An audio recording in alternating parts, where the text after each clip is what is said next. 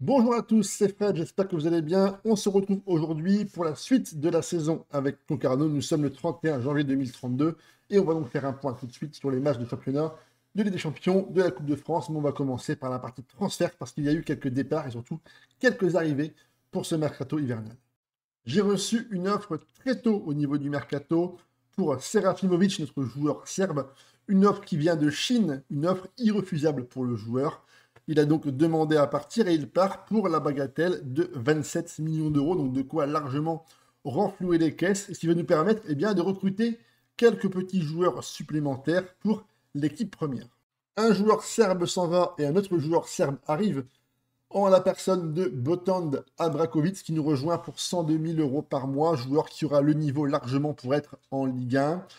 Il a déjà 23 ans, il arrive en tant que joueur secondaire, il va pouvoir du coup apporter sa petite expérience au sein de mon équipe. Derrière, on a un joueur israélien qui arrive avec Rami, joueur qui peut évoluer en position de 8 ou en numéro 10, joueur qui est extrêmement endurant, hein, très agressif, très collectif, vraiment un joueur d'équipe, donc il va amener un peu de liant. Attention tout de même, hein, il arrive avec une place d'extra com, donc à voir si je peux l'intégrer parfaitement dans mon effectif. Auquel cas, si tu n'y arrives pas, je vais le prêter pour qu'il puisse s'aguerrir et gagner un peu de temps de jeu, mais aussi d'expérience. Derrière, je fais signer Javier Fernandez, joueur argentin, encore une fois, avec un très très gros potentiel, qui sera lui, par contre, la doublure officielle de Nadamou, joueur qui arrive pour être joueur régulier dans l'effectif, mais je pense que la rotation va se faire naturellement et qu'il aura largement le temps de jeu qu'il aspire. Et enfin, Ivo Cardoso, joueur portugais qui nous vient de Rio Ave, joueur très rapide mais aussi très bon dans les centres, joueur qui va apporter beaucoup de vivacité sur le flanc droit de l'attaque et il sera à mon avis en concurrence certaine avec Andersen qui malgré un début de saison n'a pas le potentiel pour aller plus haut et pour progresser encore plus.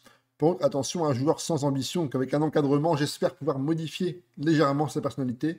En tout cas, je compte sur lui en toute franchise pour pouvoir s'imposer sur la durée et être un joueur important dans les années qui arrivent. Un joueur serbe s'en va et un autre arrive, la personne de Botond Abrakovic, joueur qui nous vient de la Fiorentina pour environ 14,25 millions d'euros.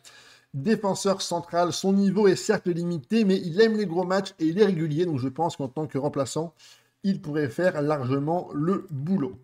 Derrière, jeune joueur israélien qui nous rejoint de Tel Aviv pour quasiment 4 millions d'euros. Il prend tout de même 105 000 euros par mois. Il va dans un premier temps rejoindre l'équipe réserve pour pouvoir s'aguerrir, apprendre un petit peu la langue française, progresser et on verra à son retour ce qu'on va pouvoir faire de lui. C'est un joueur qui a un gros gabarit, 1m93 et 85 kg. Donc véritablement dans l'entrejeu, ce serait une très très bonne possibilité.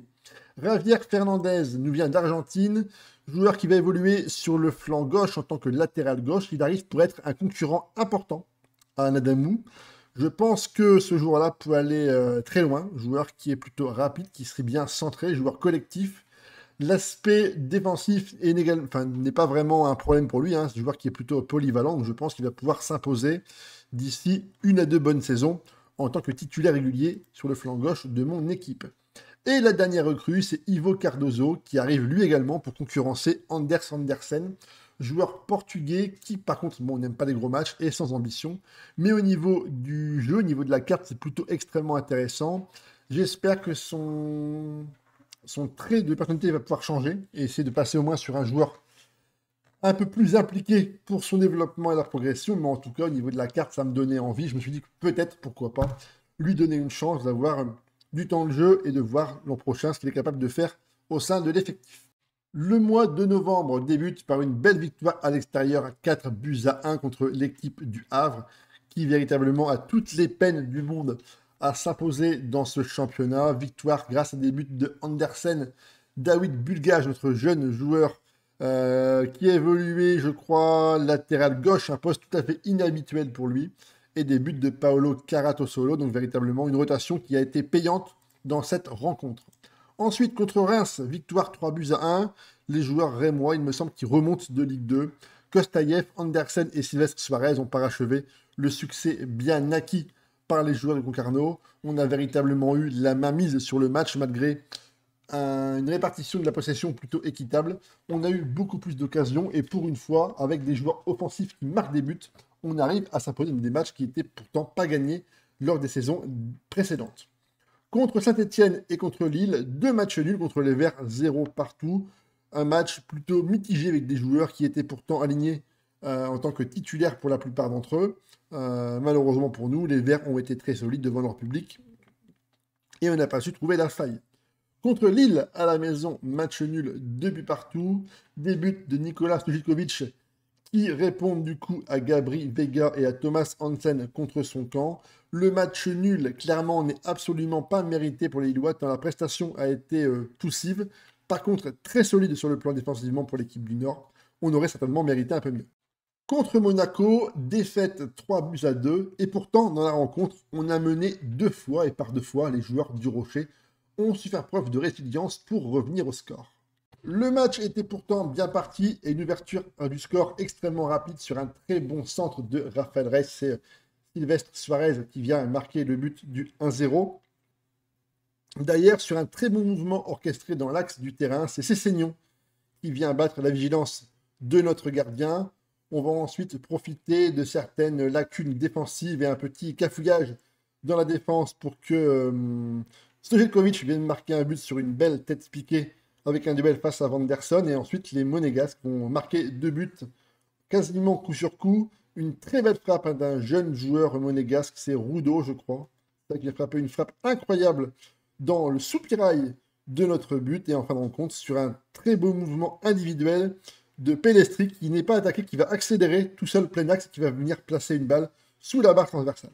Nous avons parfaitement rebondi contre Lyon avec une victoire 2-0, des buts de Thomas Hansen sur corner et un but de l'inévitable Sylvestre Suarez ont permis à l'équipe de s'imposer 2-0 alors qu'on aurait pu marquer beaucoup plus de buts sans une très très bonne prestation du gardien Samuel Vallée, le portier de l'équipe lyonnais. On enchaîne également avec une belle victoire contre 3 et surtout un triplé pour Enzo Sternad qui était titulaire car Stojkovic était fatigué et blessé, donc il a apporté vraiment son sang-froid, son calme et sa sérénité pour inscrire 3 buts extrêmement importants qui nous permet au classement de pouvoir respirer un peu dans les places et dans la course à l'Europe.